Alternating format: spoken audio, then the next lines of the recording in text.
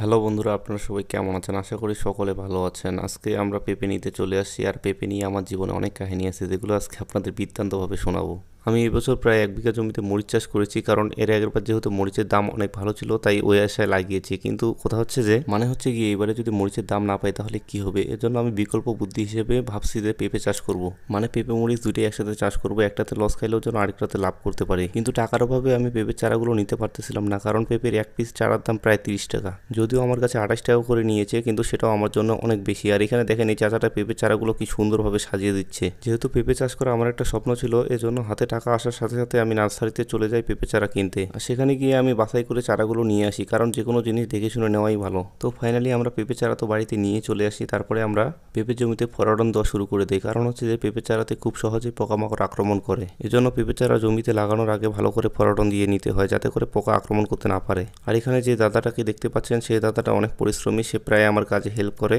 ফরোয়ার্ন দিতে গেলে আমার একটু মাথা ব্যথা করে, এই জন্য আমি দাদাকে বললাম যে তুমি ফরোয়ার্নটা দিয়ে দাও। জমিতে ফরোয়ার্ন দেওয়া শেষ হয়ে গেলে আমি পেঁপে চারাগুলো জমিতে নিয়ে যাচ্ছিলাম, কারণ কালকে রাত্রে তো আমি অন্য একটা জায়গায় রেখেছিলাম যেখানে কোনো কিছু পেঁপে চারাগুলোকে নষ্ট করতে না পারে। তারপরে আমি এক এক করে পেঁপে চারাগুলো ট্রেতে উঠাচ্ছিলাম। আর আমি যে বলতে চাইলাম পেঁপে নিয়ে আমার জীবনে অনেক কাহিনী আছে, সেটা একটু বলি। আমি যখন ক্লাস 8-9-এ পড়ি তখন থেকে আমি শখ করে পেঁপে চাষ করি। যদিও আমার কৃষিকাজ সম্পর্কে তখন ততটা ধারণা ছিল না, তবুও সে বছর আমার পেঁপের গাছ ও পেঁপের ফল অনেক ভালো হয়েছিল। কিন্তু দুর্ভাগ্যবশত আমার পেঁপে গাছগুলো নষ্ট হয়ে যায় বর্ষায় জমিতে পানি জমে থাকার কারণে। কারণ আপনারা তো জানেনই পেঁপে পানি সহ্য করতে পারে না। তারপরের বছর আমি আবার পেঁপে লাগাই, কিন্তু সে বছর পেঁপেতে ভাইরাস ধরে আমার পেঁপের গাছগুলো নষ্ট হয়ে যায়, খুব একটা ফল পাইনি। তারপরের বছর আমি আবার পেঁপের চারা লাগিয়েছি, কিন্তু এক চারা বিক্রেতা আমার সাথে চিটারি করেছে। সে হাইব্রিড জাতের পেঁপের কথা বলে দেশি জাতের পেঁপে দিয়ে দিয়েছে। ফলে বেশিরভাগ গাছ হয়েছিল পুরুষ গাছ, এর জন্য আমি গাছগুলো কেটে ফেলেছি। এখন আপনারা হয়তো বলতে পারেন যে আপনি বারবার লস খাওয়ার পরও কেন পেঁপে চাষ করতেছেন আবার। এবার মূলত পেঁপে চাষ করা হচ্ছে আমার জেদের বসে, কারণ একটা কথা আছে না, একবার না পারিলে দেখো শতবার। এর জন্য আমি বারবার চেষ্টা করতেছি যে আমি পেঁপেতে সফল হতে পারবো কিনা।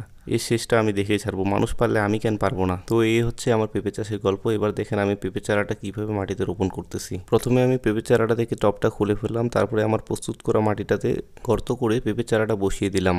এরপর চারপাশের মাটিগুলো আমি আলতো করে চেপে দিলাম। আর পেঁপে চারা রোপণের সময় একটা বিষয় সাবধানতার সাথে লক্ষ্য করতে হবে যে পেঁপে চারাটা যেন বেশি গর্তে ঢুকিয়ে দেওয়া না হয়, কারণ হচ্ছে যে বেশি গভীরে ঢুকিয়ে দিলে পেঁপে চারার গোড়াটা অনেক সময় পচে যায়। এজন্য এটা সাবধানতার সাথে অবলম্বন করতে হবে। আমি এত বছর পেঁপে চাষ করার পর যেটা বুঝলাম সেটা হচ্ছে যে পেঁপে হচ্ছে একটা খুব রিস্কের আবাদ, কিন্তু এটা যদি একবার কপালে লাগে তখন আপনি অনেক বেশি লাভবান হতে পারবেন। এজন্য পেঁপে চাষ করতে হলে আপনাকে কয়েকটি বিষয় লক্ষ্য রাখতে হবে। যেখানে আপনি পেঁপে চাষ করবেন সেই জমিটা যেন উঁচু হয়, আর পেঁপে চারা লাগানোর কয়েকদিন আগে গর্ত ভালোভাবে তৈরি করে নেবেন, সেখানে সার ফরাটন দিয়ে মাটি উলটপালট করে দেবেন। এরপর পেঁপে চারা লাগানোর কয়েকদিন পর পর আপনাকে স্প্রে করতে হবে কীটনাশক, যাতে করে মাকড়সা জাপ পোকা পেঁপে গাছে আক্রমণ করতে না পারে। এবং জমিতে যখন পানির স্বল্পতা দেখা দেবে তখন পানি দিয়ে হালকা পরিমাণে সার দিয়ে দিবেন। তাইলে আশা করা যায় যে আপনি পেঁপেতে লাভবান হতে পারবেন। আরেকটা গুরুত্বপূর্ণ কথা হচ্ছে যে পেঁপে চারা জমিতে রোপণের আগে অবশ্যই আপনাকে ভালো জাতের একটা পেঁপে চারা নির্বাচন করতে হবে, যাতে করে আপনার ফলন ভালো হয়। তো এইভাবে কাজ করতে করতে আজকে আমাদের সকাল পেরিয়ে দুপুর হয়ে গেল। তারপরে ভাবলাম যে একটু রেস্ট নেই। আর রেস্ট নিতে গিয়ে দেখি যে আমার একটা বৌদি মন্দিরের প্রসাদ দিয়েছে, তো আমরাও প্রসাদ খেতে বসে পড়লাম। কারণ আমাদের কাজ করতে করতে অনেকটা খিদেও লেগে গিয়েছিল। আর আমাদের দাদা দেখেন পাতায়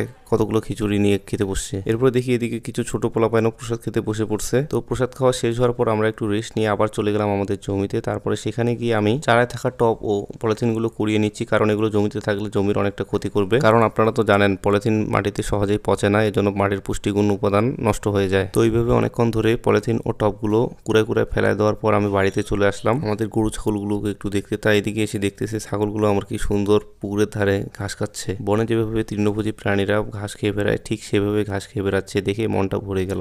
এভাবে দেখতে দেখতে বিকাল হয়ে গেল। দুপুরের বেশি রোদ থাকার কারণে আমরা পেঁপের গোড়ায় পানি দেইনি, কারণ হচ্ছে যে রোদে বেশি পানি দিয়ে দিলে পেঁপের চারাগুলোর ক্ষতিও হতে পারে। এর জন্য আমরা বিকালের অপেক্ষায় ছিলাম। তারপরে বিকালে বালতিতে করে পানি এনে পেঁপের গাছগুলোতে এক এক করে দিচ্ছিলাম। বলছিলাম না পেঁপে চাষ মানেই প্যারা, কারণ এটা বেশি কিছু সহ্যও করতে পারে না, আবার কম দিলেও সমস্যা। তো এইভাবে সব গাছগুলোকে অল্প অল্প করে পানি দিয়ে দিলাম। তারপরে ভাবলাম যে আমার গরুগুলোকে ঘাস খাওয়ার জন্য একটা জমিতে ঘাস রোপণ করা দরকার। তার জন্য একটা ঘাসের প্যাকেট নিয়ে আসি। তারপরে আমরা সেই ঘাসের প্যাকেটটা ছিঁড়ে ঘাসের বীজগুলো ছিটিয়ে দিই। তো বন্ধুরা, আজকে এ পর্যন্ত। ভিডিওটি ভালো লাগলে আমার চ্যানেলটি সাবস্ক্রাইব করবেন এবং পেজটি ফলো দিয়ে রাখবেন। ধন্যবাদ সকলকে।